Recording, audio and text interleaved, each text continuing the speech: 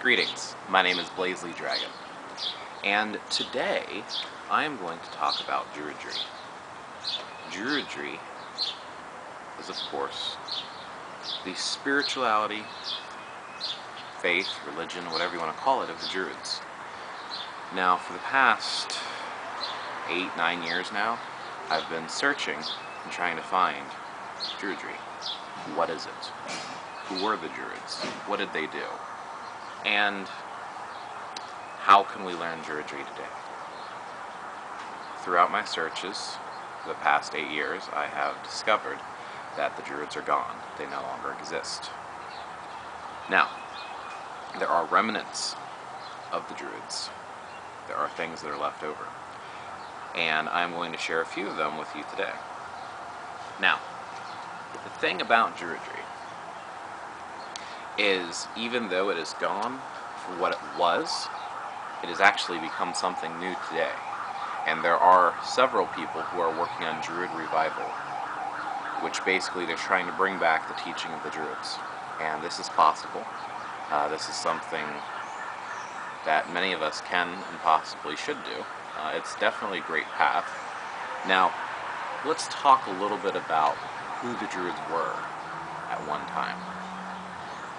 There are many rumors and myths and legends about how the Druids came to be, and there are many rumors, of course, myths and legends about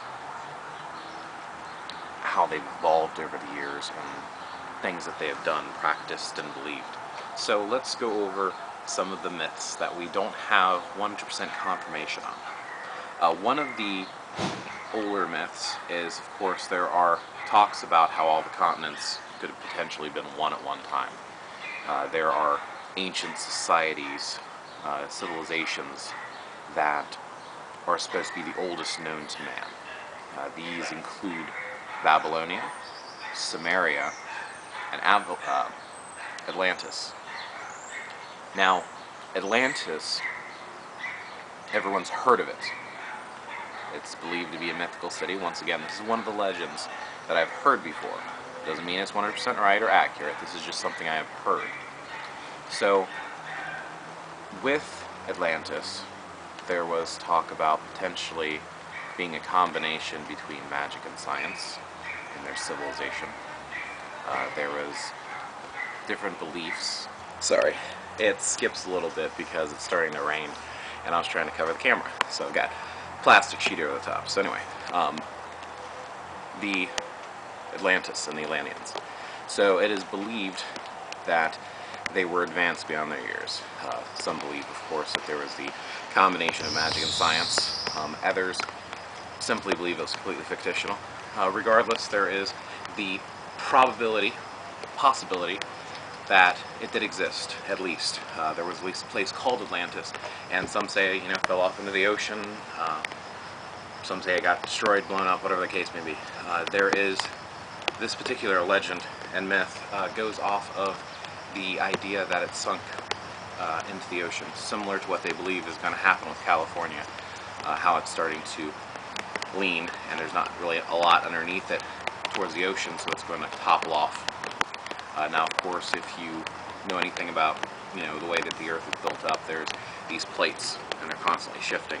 And where these two plates meet in the ocean, apparently this is like a really deep trench, and things get pulled in as they shift, and it can destroy them. So potentially, Atlantis could have been swallowed up by one of these, but don't want to get too much off on that. Let's stick with the Druids. So, with Atlantis, the priests of Atlantis were said to have survived when it sunk into the ocean. They came up on to the shores of Wales, over there in England, and that region is where they came up, and then they started to practice their religion again. This religion, spirituality, this faith, is what is the catalyst for starting what we know as the Druids, the ancient Druids. Now, this is, of course, potential. This is possibility. This doesn't mean it's etched in stone. I've also recently read and heard that it's possible as well that the priests of Atlantis also went over to America. And that's why the Native Americans, the tribes of America, Shawnee, Cherokee, Sioux. There's vast tribes, I don't know all of them. But their beliefs and systems are very, very similar to the Druids because it is believed that they all came from the same source. So that's kind of cool. Now, when they came up and they started their practices, the oldest religion, spirituality, faith, magical practice is shamanism. Or at least that's one of the words that we give it. This is one of the practices where man got in touch with nature and started to learn from nature. There was reverence for each of the spirits and energies of nature, how to commune with them, how to become one with them, how to interact with them, to learn from them. Different practices, the shamanic journeyings, such as sweat lodges, meditation, ritual, cutting, fasting, eating hallucinogenics. There was a vast array of things. Now, some of those sound pretty bad. Now, yes, ritual cutting and hallucinogenics is not something that we smile upon in our society today. Back then, the idea was to alter your state of consciousness and to tap into or begin to see the divine world around you. Each of these regions in the world, whether you go far east into Asia or over there in England or even America, they had different practices. Not all of them did the same things. Not all of them did all of this stuff. This is just what most of them did. So, with that, the shamanic tribes over there in England and stuff eventually started to develop, and they shifted over, and this is where the Druids were born out of. They were born out of this rich tradition that was based upon learning from nature, learning from your world, and finding your place within it. So, point is that there's a lot of outside influences that created Druidry. And the idea of where they learned was the world itself. There are things that you can do as you watch the animals and how they react. You can watch the trees, the rain, the water, the way that water flows. There are lessons that you can learn within this. Eastern philosophy and mysticism, Taoism, Buddhism, they all know this. There's great reverence in the tribes of America, for nature, because this is where we come from. And we are part of it, not separate. When we separate ourselves, we lose part of ourselves. And that's why a lot of people today are turning to the older spiritualities, the ways of connecting with nature. We want to be home again. I'm sitting out here in the rain and I'm absolutely loving it. This is my nice backyard with some trees and sirens. It's sort of in the city, but there's still nature here, and there's still a way for me to connect with it and to sit out and become one with it. We think of the way that a river flows. Now, you can look at a river, and there are multiple ways to consider when moving through the river. If you go upstream, it is, of course, you're fighting the current. If you flow with the current, you're letting it take you. If you are going to walk upstream, turn sideways. Think of holding a board and walking through the river. If you go up this way, you're fighting the entirety of the current. If you slightly shift, there's a way to work with nature and with its flow.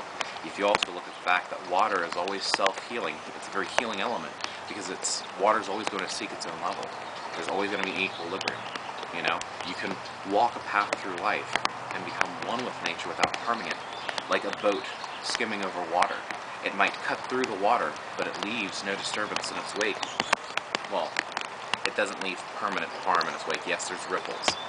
But that's the point, is you can walk through life and experience the world around you. And that's one of the basic teachings that has been in all of Druidry. Everything that I've read and discovered and researched over the past 8 years says this is the root and the source. It's about learning from nature and connecting with it again. Realizing your place in the world, being part of the world, connecting with it, and then speaking to it, and allowing the world to speak to you. So, this is what the Druids were. Now, back in ancient times, over in England and stuff like that, I've heard that the Druids existed in Germania, which is now Germany. The Germanic tribes. There was, of course, some Nordic tribes, Vikings. Those, of course, were the equivalent of pirates, so we're talking about the Norse people. They had Druids. There was, of course, those in England. There's, of course, it was Britannia at the time. There's, of course, the Celtic tribes, which is the most popular ones, Ireland, etc., the Welsh. So there was a very rich area in there. Scandinavian people, Nordic people, Norse.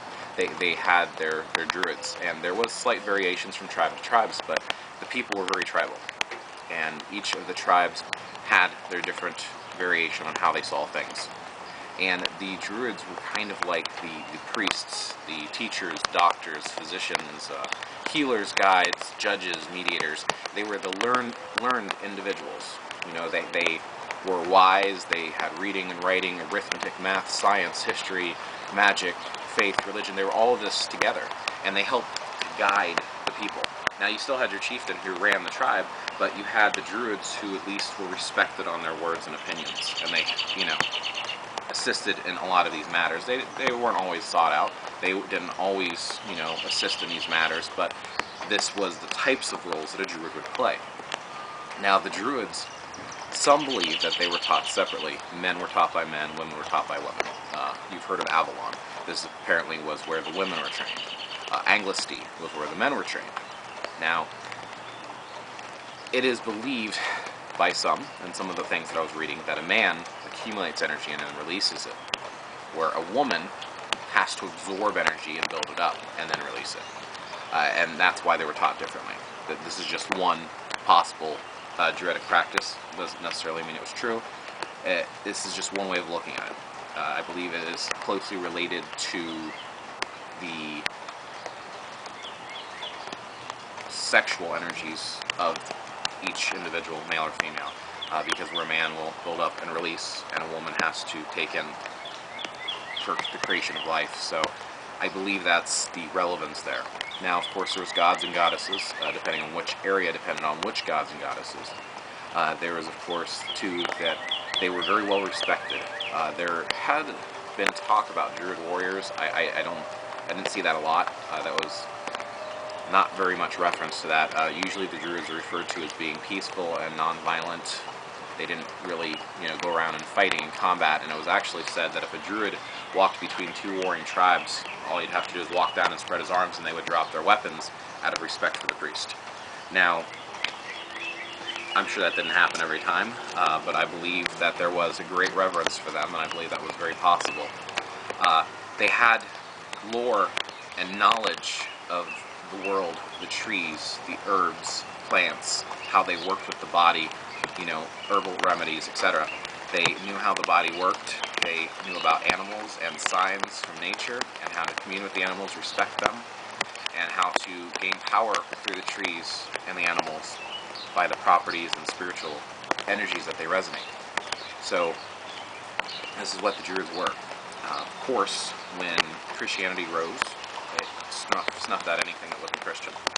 One of the ones, as far as the Irish Druids were concerned, was, of course, St. Patrick. I'm sure you're familiar with him. He actually was born a pagan, found God when he was in prison, and changed his name to Patrick, and made it his life's mission to convert all of the Irish to Christianity. And when this conversion was taking place, of course, the learned people of the societies were the Druids. So they influenced a lot of what is today Christianity. That's why if you look at the 8 seasonal festivals, they're very, very, very closely related to the holidays celebrated by the Christians. Now, of course, there was also, I've heard, they used to celebrate every 7 days, the Day of the Sun, which is now today's Sunday, and it's a worship day for many people. There was many, many, many cultural influences, and of course, there's a vast thing I can get into for hours on end about this, but I'm just kind of skimming the surface to go along. They died out.